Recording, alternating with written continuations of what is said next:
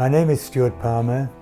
I'm married with 3 children, a number of grandchildren now, and great-grandchildren.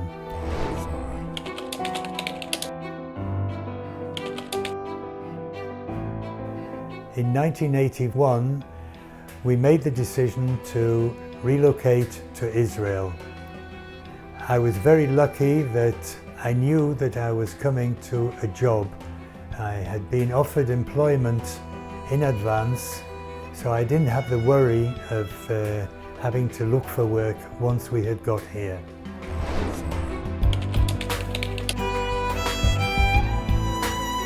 The culture in Britain compared to the culture in Israel is very different, and it takes a lot of getting used to. Being a Jewish religious family, we felt there was much more flexibility to our lives living here in Israel. Many people, when we were preparing to come here, asked us, are we not concerned about the lifestyle, the dangers, the potential dangers? There had been many wars here, but we had a faith that this was our destiny. This was where we wanted to be.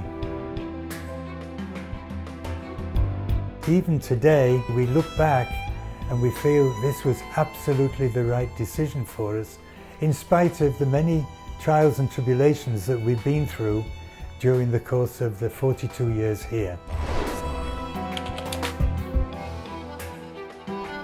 We had not been in Israel very long, and I had started work in December '81, and 6 months later, going to work one Sunday morning, there was rather a strange experience of very little traffic on the road.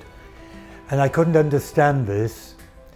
And when I reached the car park of the factory in which I was working, I found it occupied as an army barracks with boats offshore, tanks and tents all over the place. And this was in fact the start of the First Lebanon War.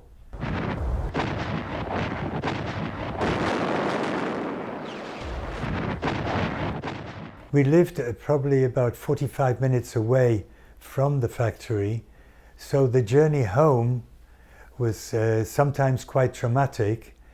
And when we heard on the radio of incoming rockets from Lebanon, we had to pull our car to the side, get out of the car, and getting home sometimes took rather longer than the 45 minutes.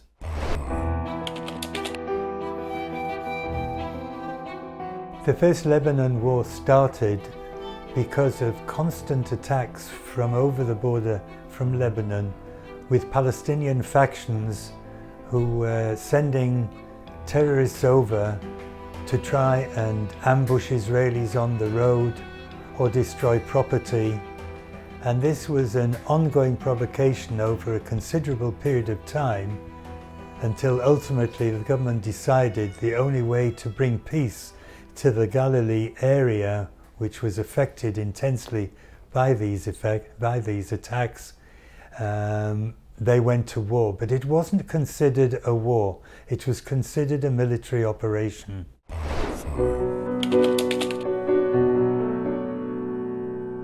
The Second Lebanon War was a much more serious war.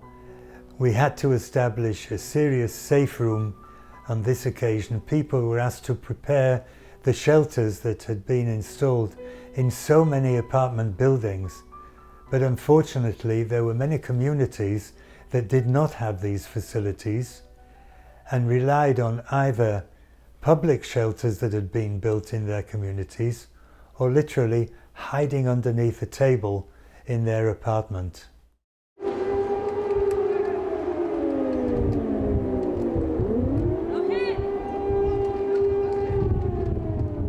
I think in retrospect, if we look at our feelings at the time of that war, there was no fear.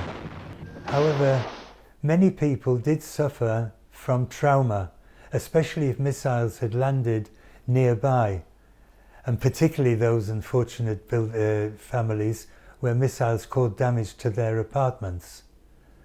But in principle, we felt quite calm about the situation, having faith that our army would do the job that was necessary to bring peace and quiet again. Although peace and quiet again is an expression that unfortunately has been used far too frequently in our history of life here in Israel.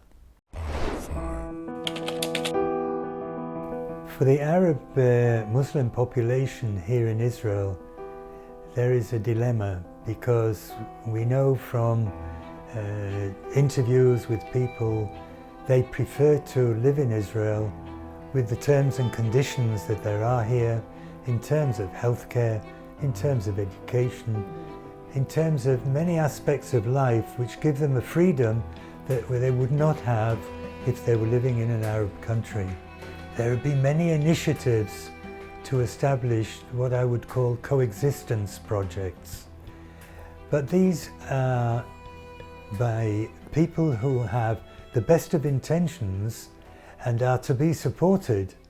However, the extremists in the Arab community are still not accepting fully the idea of coexistence.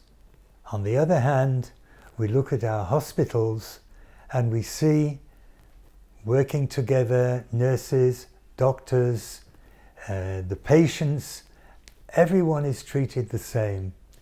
And this is perhaps the best example of coexistence that there is in the country.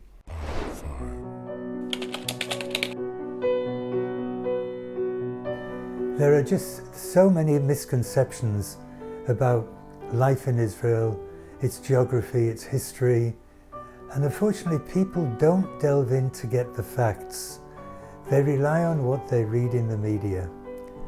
And it's so important, if you really want to know what's going on in the country, you must try and establish facts. There are plenty of sources for facts which are not based on just editorial opinions. And it's important to know how to delve into the internet.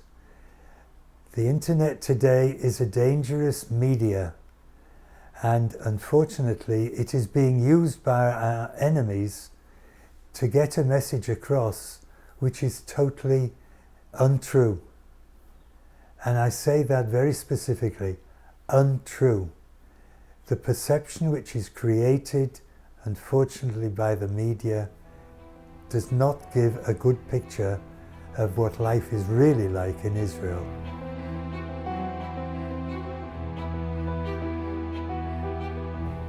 One final message that I would give to anybody who is watching this: come and visit us. Come and meet the people. Come and meet the people at grassroots and learn what life is really like about living in Israel. It's a great place. We have been very happy with our decision to move here, and we would recommend it to anybody.